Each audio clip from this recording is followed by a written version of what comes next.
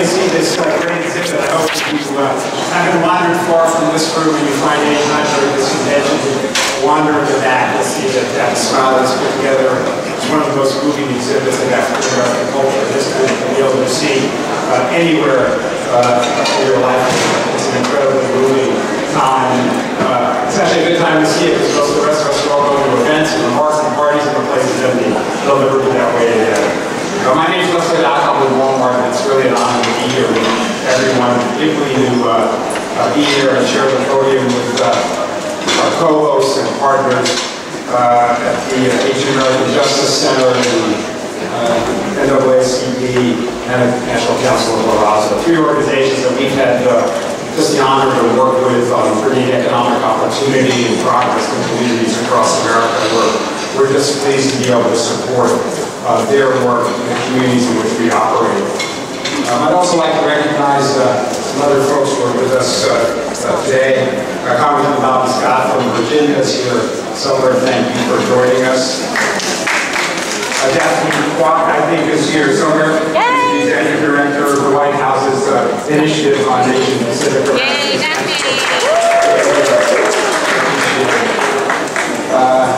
I'd also like to recognize many of my colleagues from Walmart, Ian Alvarez, who I hope many of you know is one of the country's leading and most effective Latino advocates, was the head of the Small Business Administration during the President Clinton's time, and on the side also serves as a member of the Walmart Board of Directors. So Ian, thanks for being here.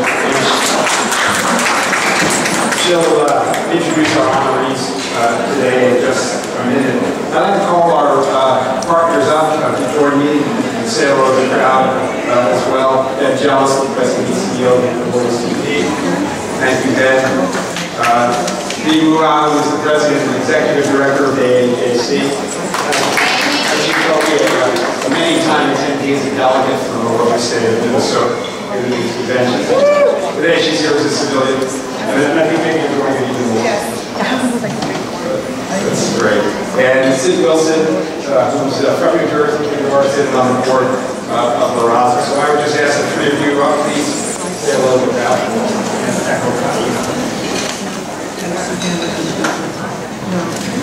Ben is letting me go first, because then I don't have to pull the microphone so far down to my level after I've also kidded Ben that whenever we do events together, I have to bring a portable footstool or else I am not in any of the photos. Good afternoon. Again, my name is Dee Muau, and I am the President and Executive Director of the Asian American Justice Center, a member of the Asian American Center for Advancing Justice. On behalf of the Asian American Justice Center, I welcome you to this great celebration. Founded in 1991, the Asian American Justice Center works to advance the human and civil rights of Asian Americans through advocacy, public policy, public education, and impact litigation. In accomplishing our mission, AAJC focuses its work to promote civic engagement, forge strong and safe communities, create an inclusive society, and assert justice for all of our communities at the local, regional, and national level. Let me first congratulate our honorees today, Stephanie, Maria Teresa, and my good friend and sister, Christine Chen. Three fabulously talented and passionate women fighting to preserve the rights of the people to exercise their franchise. Now, as Leslie said, anybody who knows me knows that I am a recent retiree in recovery from the Minnesota State Legislature. For the 10 years I was in office, every year I had a campaign. Not just the 3 years when my name was on the ballot. Many people told me that I was crazy to do so much outreach to my constituents when I didn't have an election. However, I understood that there is more than just winning elections and counting votes. I wanted much, much more.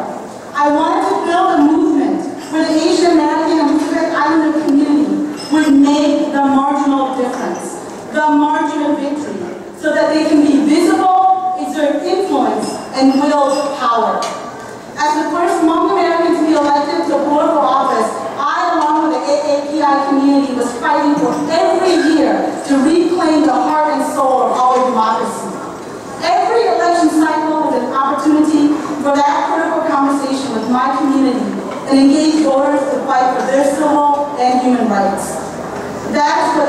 3 honorees represent in their work, and that is why we are honoring them today.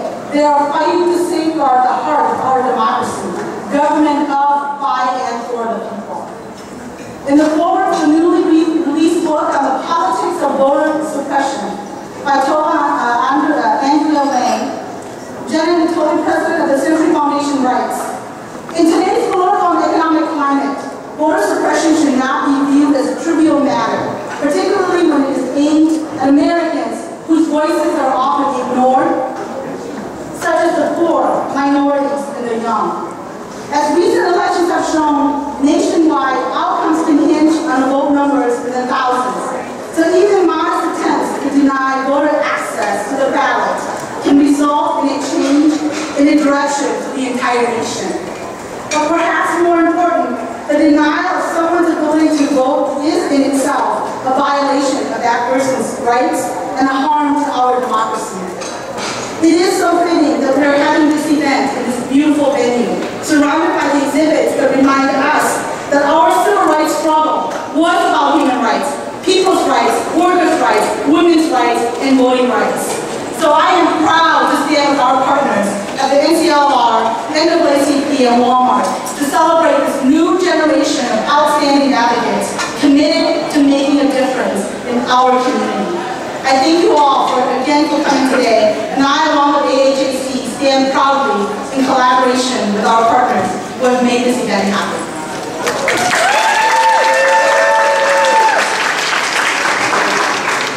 Thank you, Lee. Good afternoon. My name is Sid Wilson. I proudly serve on the board of directors of the National Council of 8Asians. I'm here on behalf of President and CEO Jen Munguia, who apologizes, but she had a conflict that didn't allow her to be here. She was doing a lot of live media, which required her to be here. But for me, it's a great pride to be here. I first want to say to both me, Moa and Ben Jealous, what a great honor it is to be here with these two leaders. In addition to being on the NCLR board of directors and on the executive committee, I am a full-life member of the NAACP, and also a great collaborator with the Asian American Justice Center. And so I want to thank you for being here. And of course, NCLR is proud to be here as one of the co-sponsors. I think that this is so important, such a great message that all of us are here together. And we're here together because we understand that we need to support our next generation of leaders. And I want to congratulate all the honorees who are being honored today because they're the examples of the next generation as we continue to tell our stories. The African American story, the Latino story, the Asian story, the story of the struggles that many of us have had in our history, how we share that story. Which is why I'm so thankful to Walmart for being such a great partner, such a great champion in our community, and also being a sponsor for the America I Am exhibit that you're seeing here today. And I need to specifically also give special thanks to Ivan Zapian, who I know, as many of us know, he's been a great friend of our community, and someone who understands our community and brings that together into a collaboration between our communities and Walmart. So on behalf of Jen Munguia, as well as our board of directors, I know that one of our board members, Lisa Oxerby, who raised her hand, another one of our NCLR board members. It was a great privilege to be here as not only as an NCLR board member, but also as an Afro-Latino from Louis County. So, so for me, it's the best of both worlds. So I really wanted to thank you, and thank you again. Thanks, Sid. My name is Ben Jones, the President and CEO of the NAACP.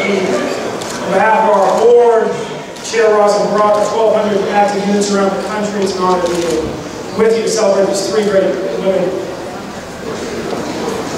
In this room, it makes me think of growing up in Monterey, California, where the Latino community, the Black community, the Asian American community learned a long time ago and way out there on the coast of the Pacific Rim. We all had to work together if any of our people were going to move forward. You go to Monterey, you think about golf. But understand that you're golfing right where the largest native presence was when the conquistadors showed up, the entire West. You're golfing right where Japanese American farmers owned half of the farmland before the internment years. You're golfing right where Cesar Chavez had some of his biggest battles.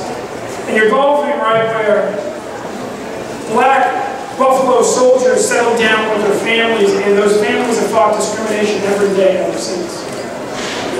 We, as people of conscience of all colors, have to learn to recognize each other and our commonalities, our common objective to make this country finally one nation under God with liberty and justice for all that is truly enough, where people truly cannot be separated from each other.